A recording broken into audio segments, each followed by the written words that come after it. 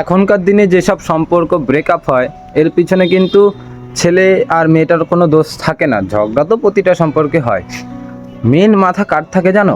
আগে হতো mail best friend, মানে ছেলে বন্ধু থাকলে আর কি নষ্ট হতো, কিন্তু বাস্তবে হয় মেয়েদের যে বেস্ট ফ্রেন্ড হয় না, বান্ধবীটা, যে নিজে একসময় 10 জায়গা ঘুরে এসে আর কিছু করতে পারেনি, অপশান কি এখন দেখে শুনে বিয়ে করবে, ওই যে কাঠি করে মালটা, ও তোকে গালাগালি দেয়, তোকে খারাপ কথা বলে, ওর সাথে থাকবি, চল আড্ডা মারি, ক্যাফে যাই। এই যে চুলকানি স্বভাবের মেয়েগুলো, তোমরা যারা মেয়েরা ভিডিও দেখছো মেয়েরাই বলো যে তোমাদের ব্রেকআপের কারণ কি। তোমার কিন্তু এই পাশে বসে থাকা বান্ধবীটা যে নিজে 10 জায়গায় ঘুরে এসে তোমার সুন্দর সম্পর্কটা ধ্বংস করে দিয়ে বেরিয়ে যাবে।